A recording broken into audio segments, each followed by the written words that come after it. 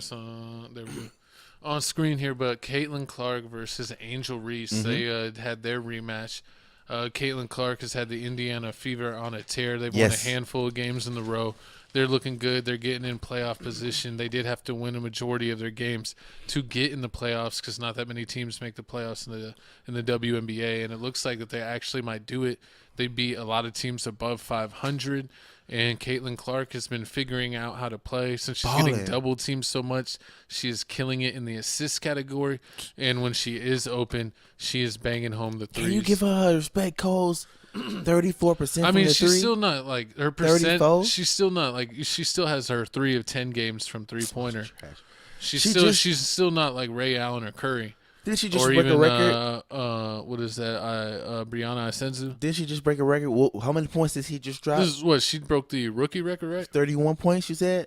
Oh wait, that was her own scoring record. Her own personal. She dropped 31 points. So like my co-host just said, right now the Fever is 17-16. Right now they just broke a record. They won 189 games straight without a winning record. They just did that.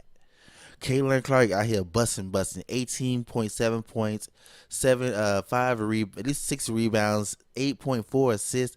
I mean, I ain't look at the turnover stuff, so she's kind of putting up like baby LeBron numbers. They told you she's doing. LeBron averaged a little bit more, but 18 is a lot in the WNBA. Exactly. That's like probably like 25 to 26 in the NBA equivalent. See, exactly. So she's doing nice. I mean, she living. So my question is, before we talk about Angel Reese, play this video and talk about Angel Reese and her rebound record. We respect that. We're gonna talk about that.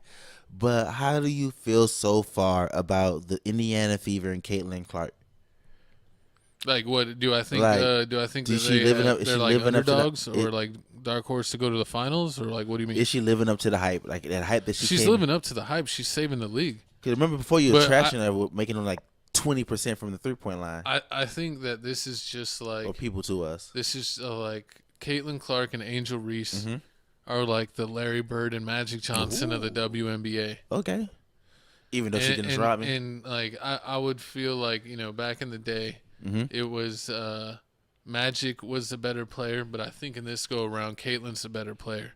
But even though Angel's really good, Caitlin's going to win Rookie of the Year. But surprisingly, in the ESPN rookie rankings, this, of course, didn't include her last, 3-4 games where she's on a killer stretch. She was ranked number 2 instead of Angel Reese. Angel Reese just broke the, not rookie, but the rebound record for all-time WNBA stats in one season. So she is the best. Angel Reese technically has already had, and there's games left, the best rebounding season in WNBA history. Facts.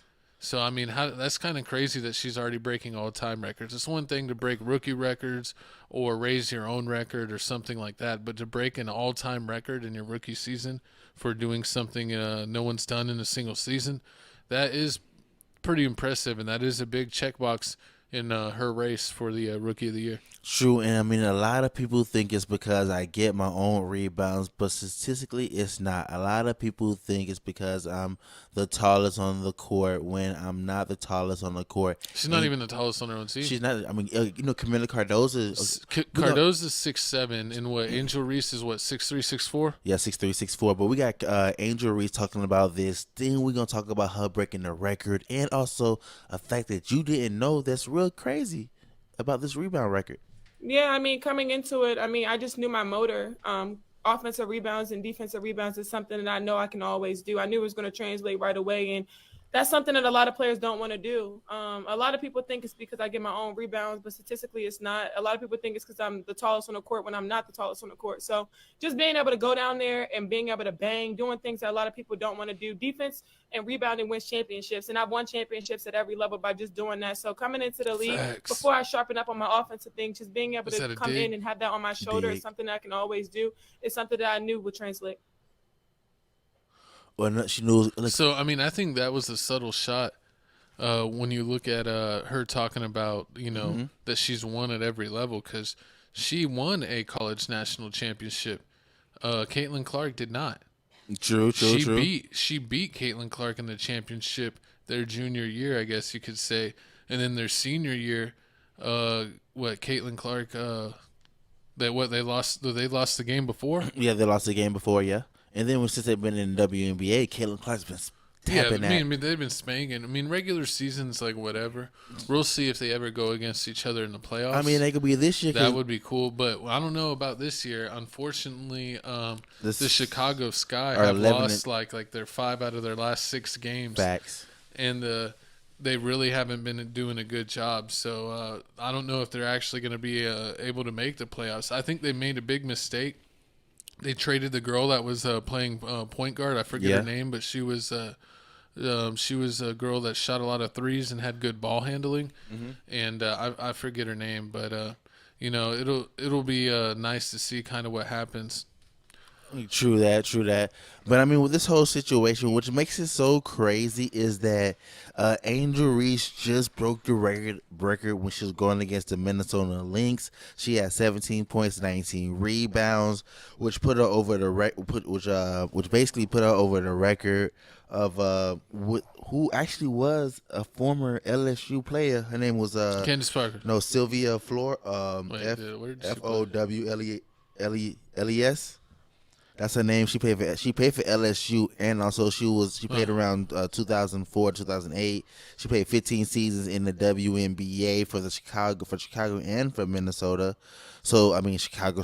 That's funny. Yeah. But she broke the record. She's also I think she's like the WNBA leading rebound person also in its entire career, with 4,006 rebounds in 408 games. So I mean, this is a big milestone for them, for Angel Reese. I mean, I got to give it to her. I mean, even though everybody clowning her about her, her field goal percentage is trash. I mean, because she's been eating a point, her field goal percentage is at least like less than 40. I saw, people are clowning her, but the one thing that I did see as a pretty significant number, if you take away all of her own rebounds, like of her, getting her own shot, she is still the number 1 offensive rebounder in the league, even if you subtract her rebounds from getting her rebound on her own shot. So, I'm not gonna lie, she hasn't shot that great for in the field, and she's aggressive enough to get her own rebound like Dennis Rodman. But that's honestly what Dennis Rodman did. He wasn't the greatest finisher. True. And if you're not the greatest finisher, what's going to win out is effort. And if Dennis Rodman, who might have not been the greatest player, as far as skill-wise, no one was beating him on effort. That's almost like Draymond Green. Draymond Green isn't really that good of a player. He's Mr. Triple Single. But, if he's on the court, just like Russell Westbrook, you're getting 150% effort. You never have to question it. And most coaches, if you have a player like that on the court, they're game changers and they really affect things. So I think she's going to do really good. But to be honest, I do think Caitlin Clark should be number 1 in the rookie rankings, especially with the way she's turning her team around. But, Angel Reese, being a close second, I don't know. They might be rookies of the year. I mean, Grant Hill. It better not be Nicole. Grant Hill and Jason Kidd did it back in the day. Why can't Angel Reese and Caitlin Clark do it? Just dropped 30.